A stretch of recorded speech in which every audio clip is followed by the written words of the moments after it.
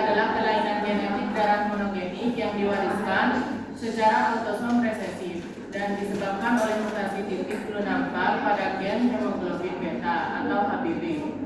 Mutasi ini menghasilkan hemoglobin S yang akan berpolimerisasi ketika terjadi kondisi deoksigenasi atau rendah oksigen.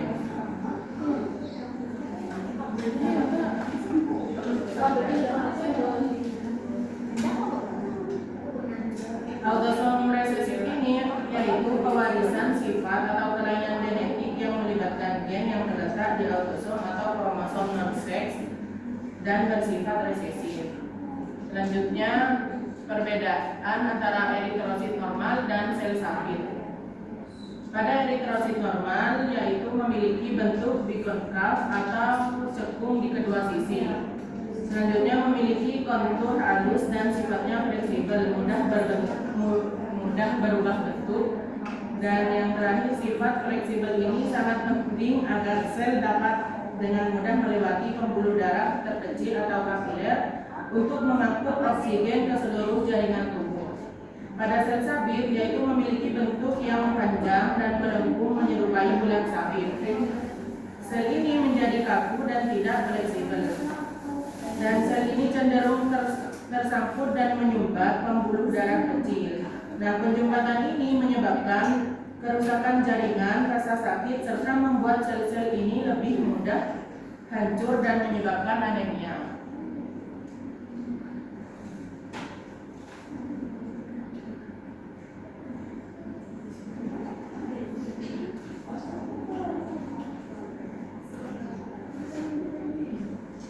Berikutnya adalah kondisi anemia sel sabit. Nah, anemia sel sabit ini disebabkan oleh mutasi tunggal pada gen beta globin, tepatnya di gen HBB. Nah, gen HBB ini yang memberikan instruksi untuk membuat protein pada beta globin. Dan di bagian gen beta globin ini itu terjadi perubahan suatu basa DNA, yaitu dari timin menjadi adenin pada kodon ke-6.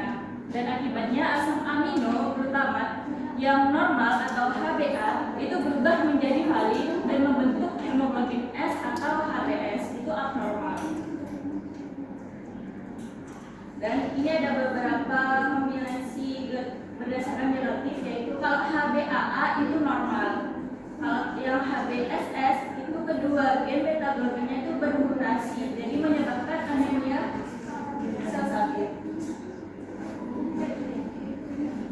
Dan kalau HbAS karena masih ada A-nya berarti sebagian darahnya itu normal dan sebagian lagi adalah abnormal atau HbBs.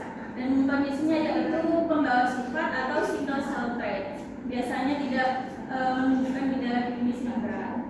Kalau yang HbSC atau HbS beta thalassemia itu kombinasi mutasi HbS dengan varian lain dari beta globin. Gejalanya sedang hingga berat, itu tergantung sama variasinya.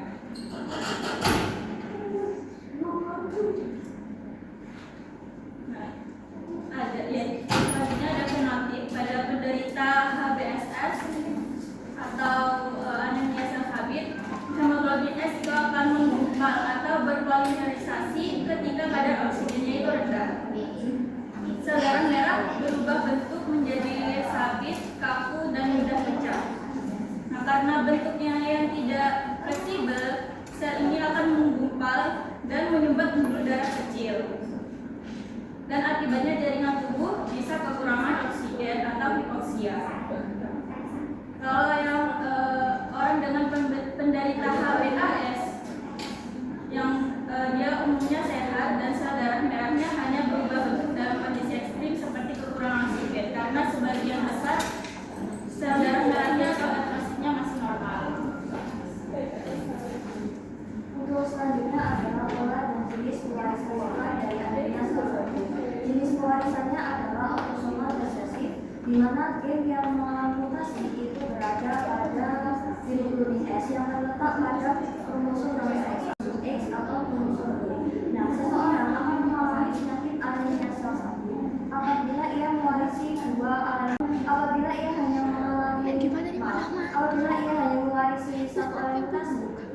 disebut sebagai pembawa.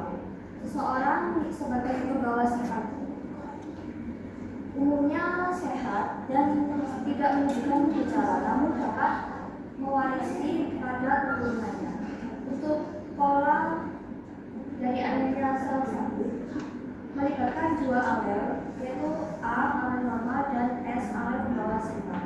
Ketika dua alel pembawa sifat ini disilamkan, maka akan menghasilkan rasio genotip 1AA, 2AS, dan 1SS dengan 25%-nya keturunannya itu adalah normal, 50% keturunan carrier, dan 25% sisanya adalah menderita anemia sel sabit. Bisa kita lihat pada kota lainnya. Orang tua dengan alel normal disiramkan dengan keselamatan, maka keturunannya itu akan tetap normal. Orang tua dengan alel normal disiramkan dengan orang tua yang membawa sifat, maka keturunannya adalah sebagai pembawa. Kemudian orang tua dengan alel pembawa sifat disiramkan dengan keselamatan, maka keturunannya akan menderita anemia sel sabit.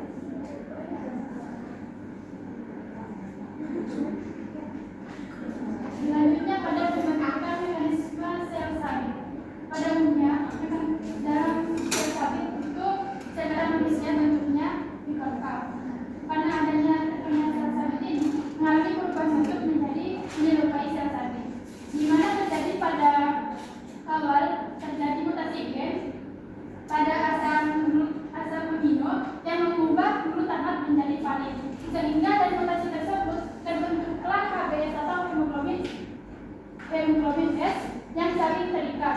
Kemudian dapat diperparah ketika adanya deoksigenasi atau mengalami kadar oksigen yang rendah.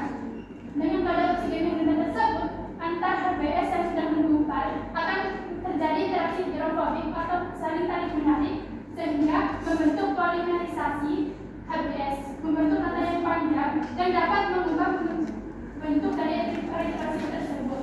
Dan ketika interaksi hidrofobik tersebut terjadi, terbentuklah HbS polimerisasi yang memanjang dan melengkung, sehingga saat HbS tersebut menempel pada eritrasi normal dapat mengubah eritrasi tersebut menjadi menyerupai sel sabit yang berbentuk menyerupai sel sabit dan bentuknya lebih kaku, mudah pecah, sehingga dapat menyebabkan daripada penderitanya.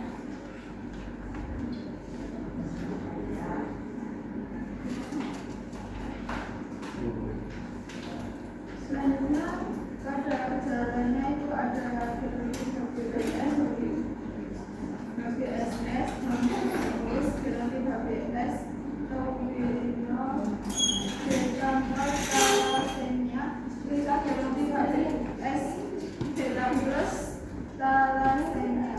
Itu nyeri sendi terutama nyeri sendi dan tulang. Rasa sakit yang parah ini disebabkan oleh serangan vasooklusi, yaitu penyumbatan pembuluh darah yang dipicu oleh sel darah merah berbentuk sel sabit yang kaku. Kedua, kelelahan, pucat dan anemia hemolitik kronis, yaitu sel darah merah berbentuk sabit memiliki umur yang sangat pendek dan mudah sekali terbelah. Nah, ini menyebabkan anemia hemolitik kronis, yaitu kekurangan sel darah merah, yaitu nyeri perut dan membengkakkan perut, bisa menjadi tanda krisis sekuestrasi limfa, yaitu limfa membengkak karena menyebabkan sel darah merah atau kerusakan organ internal lainnya. Yang keempat yaitu demam dan infeksi berulang. Kerusakan limfa atau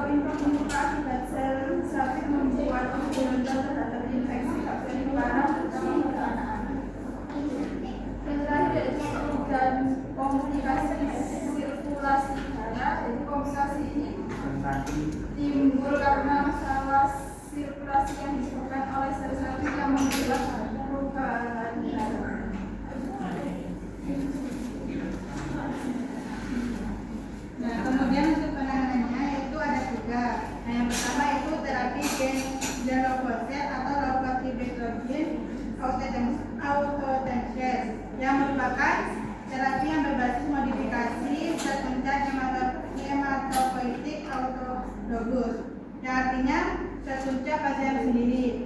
Nah, di mana pada terapi sel tersebut sel punca pasien itu dikumpulkan dari darah terlebih dahulu. Kemudian gen yang rusak diperbaiki dengan memasukkan HBB sehat yang menggunakan teknologi virus yang telah dimodifikasi agar aman. Nah, kemudian setelah sel yang telah diperbaiki ditanam kembali ke tubuh pasien yang telah dilakukan kemoterapi ringan untuk membuka ruang bagi sel baru, sehingga sel yang telah diperbaiki itu mulai memproduksi hemoglobin normal yang mencegah pembentukan sel stabil. Kemudian yang kedua, terapi gen exasel atau hexadenogene autosensor yang menggunakan teknologi CRISPR-Cas9 yaitu boosting genetik. Nah, di mana pada terapi tersebut sel punca pasien diambil dari tubuh terlebih dahulu dengan menggunakan boosting genetik sehingga gen BCL2A pada sel tersebut diubah agar ekspresi hemoglobin HbF itu kembali. Kemudian sel yang sudah diedit itu ditransplantasikan kembali ke pasien sehingga HbF tersebut yang dihasilkan dapat mencegah sel darah berbentuk sabit karena HbF tidak mudah membengkak. Kemudian yang terakhir yaitu HSCT atau hematopoietic stem cell transplantation,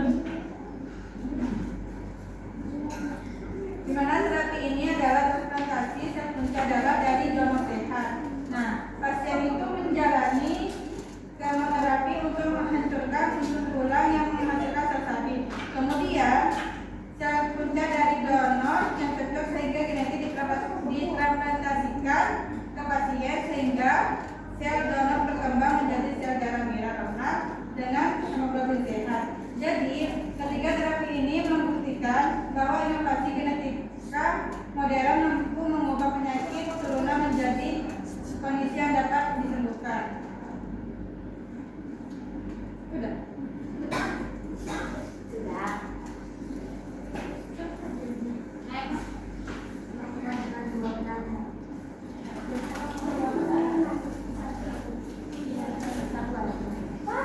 Ayo. Ada penanya silakan. Tadi kan dijelaskan ya tentang pemeriksaan autosom resesif. Itu yang keturunannya itu membawa satu alel hutan yang masih sehat dan tanpa gejala. Nah, mengapa individu dengan genotip heterozigot itu tidak menunjukkan gejala berat seperti penderita homozigot padahal mereka juga membawa gen yang sama-sama habis?